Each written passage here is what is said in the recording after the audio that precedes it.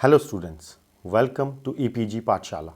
I am Dr. Arun Singh Thakur from University Institute of Hotel and Tourism Management, Punjab University, Chandigarh. Today, we are going to discuss about the module Adventure Tourism from the paper Special Interest Tourism. After completing this module, students, you will be able to understand the concept of adventure tourism, understand the various types of adventure tourism, then understand the socio-economic and environmental benefits of adventure tourism to the communities, understand the present and future global trends in adventure tourism. So, let us start. Adventurous travel have been an age-old practice for the humans as old as the human history. From the people have been traveling for food, shelter, health, business, leisure and out of curiosity for time immemorial. We have good examples of adventurous travelers like Marco Polo, Captain James Cook and Sir Ernest Shackleton, who had primarily scientific, geographic or colonial motives for travels, but at the core were some of the first adventure travelers. Traveling in those times was quite tough, not like today, where adventure travelers can hire a professional guide who will provide a range of technical support and equipment as well as culture and nature interpretation. The growth and development of modern day adventure tourism industry can trace back to the mid 1800s in America. It was here that adventure lovers started to push the limits of sports like whitewater rafting and mountaineering with the first ascent of the Matterhorn in 1865 and descent of Colorado River in 1869. Shortly after these two events, two of the great estates were set up that later on provided to be monumental importance for the adventure lovers and the industry at large. These two great estates were the National Geographic Society, formed in 1888 to increase and diffuse the geographic knowledge, and the Explorers Club, formed in 1904 to promote the scientific exploration of land, sea, air and space. The roots of first dedicated adventure travel agency can be traced back to 1920 to a person called Dan Hatch in America. He and his brothers decided to build wooden rafts to explore the River Green situated in today's Dinosaur National Monument. Don Hatch later on formed a company, Hatch River Exploration, which was the first business to receive a national park concessionaire permit for rafting in 1953. Now about the present day adventure tourism. Adventure tourism today has grown into one of the most promising and dynamic sectors of the tourism industry. The governments world over are actively promoting this sector due to its direct benefit to the local communities, the local economies and the environment at large. Business holdings in this sector are primarily small proprietorships, thus promoting entrepreneurship.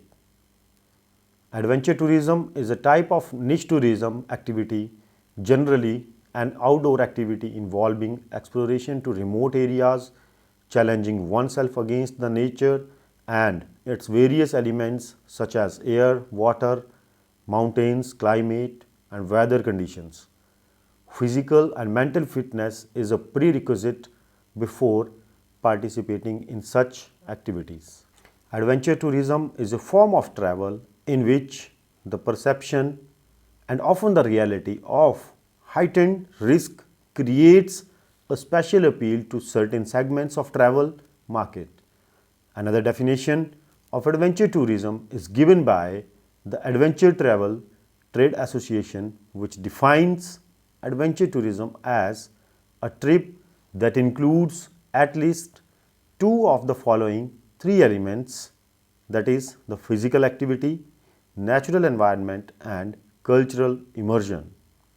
While the definition of adventure tourism as per the Adventure Travel Trade Association requires two of these components, trips incorporating all three tend to afford tourists the fullest adventure travel experience and the value. Further, we will discuss the typologies of adventure tourism. Adventure tourism can be classified into various types and typologies. The first is the soft adventure activities. The soft adventure activities, as the name suggests, are the type of adventure tourism activities that require little or no experience and involves little risk, as opposed to the hard tourism, which require the great level of skill and incorporates more of a significant risk in it. Soft adventure activities are toned down versions of their hard adventure equivalents. For examples includes zorbing, boat rides, canoeing, hiking, zip lining, etc. The another type of adventure activity on the basis of its risk is the hard adventure activities. Hard adventure tourism is a term used to describe the type of adventure tourism activities that require high level of skills and training, high level of physical and mental fitness. Participants should participate in such activities under strict supervision of trained guides and equipments because it involves a high amount of risk of life of the participants. Examples include the high altitude trekking, mountaineering, paragliding, skydiving, bungee jumping and deep sea diving. The another criteria of classifying the adventure activities is on the basis of their operations in the area. They are of three types, as land-based adventure activities, water-based adventure activities and the third is the air-based adventure activities. First of all, we will discuss about the land-based adventure activities. The land-based adventure tourism activities are those activities which are done on land, mountains, snow, ice, rock. The trekking, mountaineering, skiing, heli skiing, rock climbing, mountain biking are some of the examples of this type of adventure tourism activities. We will discuss further. The first is the trekking. The word trek is believed to have been evolved from the Afrikaans word trek, meaning a long, arduous journey typically on foot. Trekking is thus a long, adventurous journey undertaken on foot in remote areas which lacks common means of the transport. Trekking and mountaineering should not be confused and definitely not considered as one. Trekking requires normal levels of fitness, minimal use of sophisticated equipments and low budget levels. The trekking gear generally includes a backpack, pair of trekking boots, coat, water bottle, food that would last you during your entire trek. Dry fruits are preferred for this, sweets and packed food, etc. can also be used. Then first aid kit, flashlight, sunscreen, sunglasses, map and a friend or a local guide. One should never climb alone. The another famous adventure activity is the mountaineering. Mountaineering is very specialized kind of adventure sports. It requires highest levels of fitness, technical skills and training and special equipments as compared to trekking. Mountaineering is done at a higher altitude than trekking. Mountaineers have to encounter a high level of risk and rough weather. A mountaineer should be well trained in using the specialized mountaineering equipments and ropes, and also should be a good rock climber, ice climber and skier also. Then another thrilling activity is skiing. Skiing today, which is considered as an athletic activity, was a prime means of transportation invented by distant ancestors of the modern day Sami, which today forms the part of far northern Sweden, Norway, Finland, the Kola Peninsula of Russia. Skiing is basically a technique of walking over the snow using skiing strapped to one's feet. Skis are tied to skiing boots through a binding. Ski poles or stalks are used to maintain the balance and increasing for speed. Skiing can also be grouped into two categories: Nordic skiing and alpine skiing. Nordic skiing, this type of skiing is believed to have originated in Scandinavian mountains. What differentiates Nordic skiing from alpine skiing is that Nordic skiing is basically a combination of a technique of walking, skiing downhill, plains and uphill on the snow. It uses free heel binding that attached at the toes of the skier boots but not at the heels.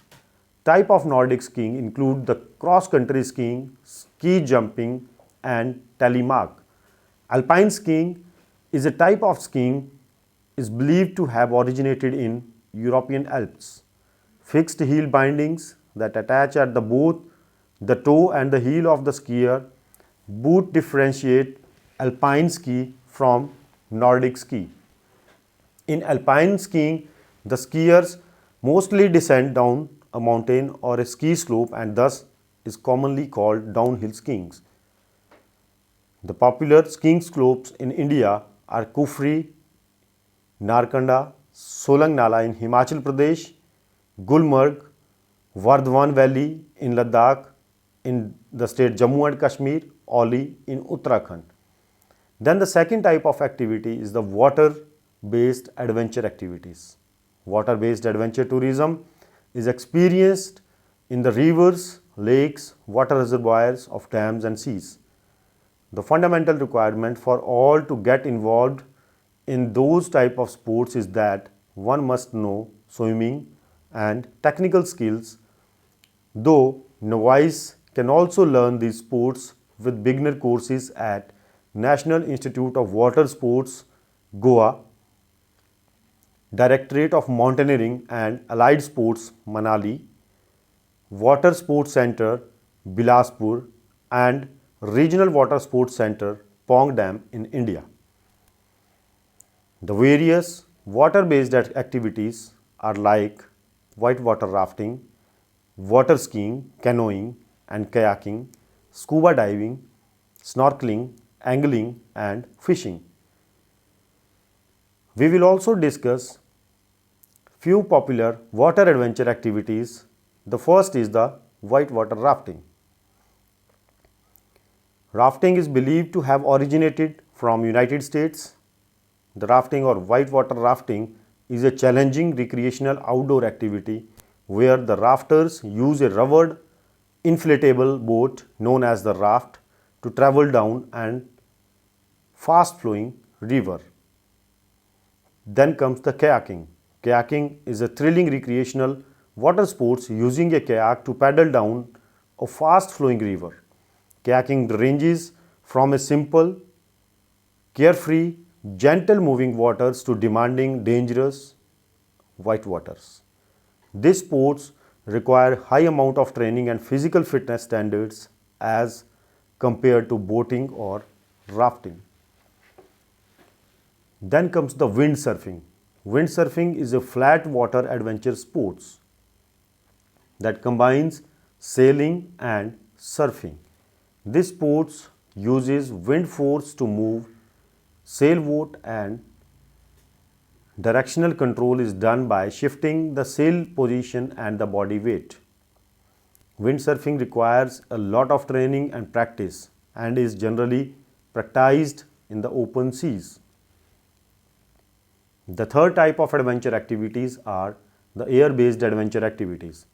Air-based adventure activities involve jumping off from the great heights that could be from an aircraft, a hot air balloon, or from a high elevation landscape. The various airborne activities include the skydiving, which involves jumping off from a great heights from an aircraft or a hot air balloon, which deploying the parachute initially for some time to get the sense of the thin air or airbrushing of the face. Then parachuting, which is very similar to the free fall, except the diver unfurls the parachute immediately after jumping off. It is much safer than skydiving and hence more open to the common adventures. Then is the hand gliding, which makes the use of the seeming rigid wing like structures called gliders, which helps to glide in the air, and the maneuverability is achieved by shifting the weight to get the direct control. The next is the parasailing, which involves the lifting the person by means of which to few hundred feet and then descending using a parachute. A parasail is a parachute is attached to a four-wheeled vehicle or a motorboat, and when the transportation medium moves, a person starts flying in the air after taking few steps due to the resistance of the parasail on the force of wind. In order to do parasailing, no much training is required. Then comes the bungee jumping. The diver jumps off from the bridge or any landscape offering good elevation of few hundred feet. The diver is tied to a bungee cord, a high elastic nylon fiber cord, to absorb the shock at the end of the jump. This is the most popular adventure sport in the country. Then paragliding. A paraglider is a non-motorized foot launchable wing. The pilot sits in a sitting position strapped to a harness. The pilot can remain airborne for hours if the winds are favorable. Pilot wears a helmet and a reserve parachute for safety and variometer to gauge the ascent or descent of the glider. The paragliders use hot air belts in the atmosphere known as thermals to gain altitudes and to travel long distances. After this topic, we will further discuss the socio-economic and environmental benefits of adventure tourism. Tourism as an industry contributes 9% of the entire world's GDP, and 1 in 11 jobs is created in the tourism sector. Adventure tourism operators are also playing a key role in contributing to a sustainable development of destination through their selection of service providers, vendors, the activities they promote, and the facilities they choose to use. The adventure tour operators can do it by hiring more local talents and try to sell more of the local products to the tourist. This in turn can also prevent the problem of leakages of funds from the local destinations. Then we will discuss how to promote adventure tourism as a key agent of community development. Tourism as an industry is a people-based, socially interactive activity. It has a tremendous potential of employment generation, poverty alleviation, skill development, and developing a sense of pride in the host community. Tourism can transform the lives of the people living in poverty, marginalized by the society, and geographically secluded people. Then United Nations World Tourism Organization, sensing this great potential of tourism, devotes considerable resources to supporting projects that enhance community development through tourism. UNWTO, through its flagship programs as such as the STEP, which is Sustainable Tourism Eliminating Poverty, focuses on building tourism, especially at the local and community levels. One example of successful STEP project involving the community is Nepal's Great Himalayan Trail project, which created a trekking route connecting to lesser known areas, unlocking the tourism potential of these sites and turning them into lucrative economic assets for the poor communities living in these areas. The local population was trained and educated in trekking and adventure tourism, eventually creating an enabling environment for sustainable tourism development. Tourism activities have become more mechanized and commercialized nowadays. Therefore, tourists are now looking for destinations that sell beyond sun, sand, and leisure. Tourists are now seeking for destinations that focus more on experiences and thus delivering greater value to the tourist. This can be achieved by creating authentic connection with the history, culture, and customs of one's destination through engaging the community-based tourism products and services. This in turn helps to solve the great problems of leakages of money, people, and talent, for which many scholars criticize the tourism industry. Now, very briefly, we will discuss a case study also, which is a whale watch, a case study on adventure tourism and indigenous tourism. The Whale Watch is a multiple award-winning nature and adventure tourism company in the New Zealand, owned and operated by the Katikuri people of Kaikoura, a tribe of the South Island. It is the New Zealand's only marine-based whale watching company, offering visitors an up-close encounter with the giant sperm whales at all times of the year. Whale Watch Tour operates daily, and its 95% success rate allows it to guarantee an 80% refund if the tour does not see a whale. Being fully tribal owned and operated, the Whale Watch is an excellent example of tourism, providing a vehicle for the empowerment of an indigenous community.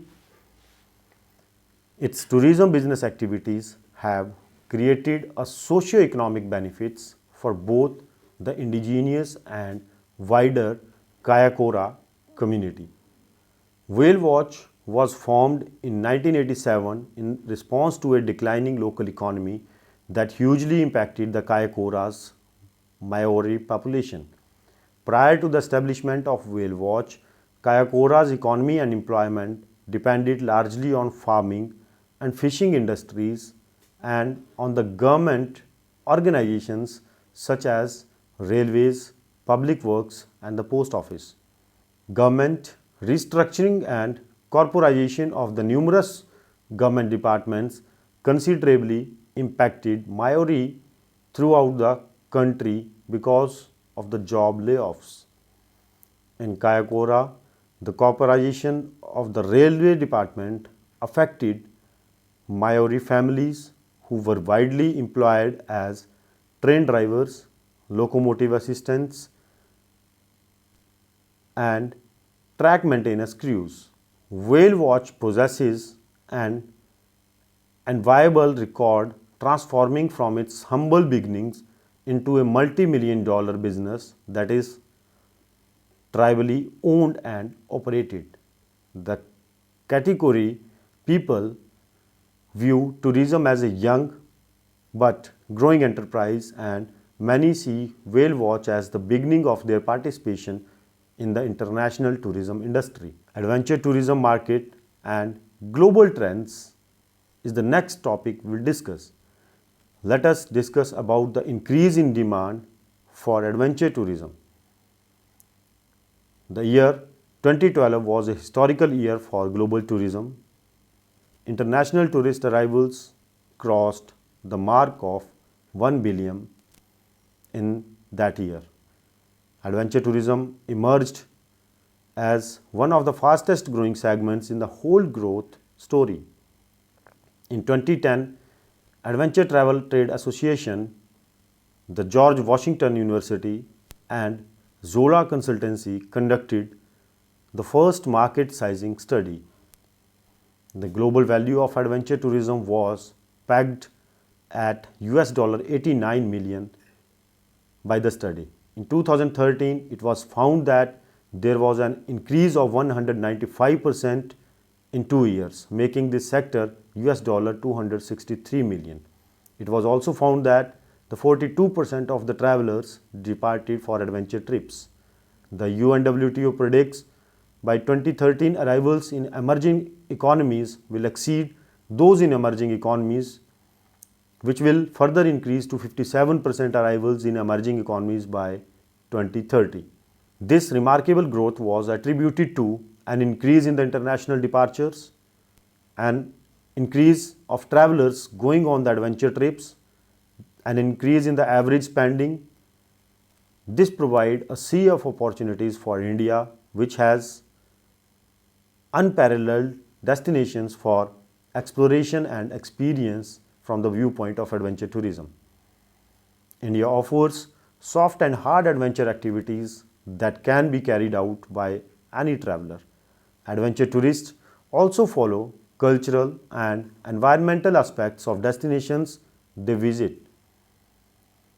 These can greatly aid economic opportunities of local people in rural and remote communities in India, the best examples of which can be found in Jammu and Kashmir, in Himachal Pradesh, Uttarakhand, Sikkim, and other northeastern Indian states. In the end of the module, we'll discuss the point looking towards the future. The United Nations World Tourism Organization predicts that there will be 1.8 billion arrivals globally by 2030. The present developed economies and tourism markets like Europe would be dethroned by the developing economies and tourism markets like China and India in the near future. The major question that remains to be answered is, are these destinations ready for change?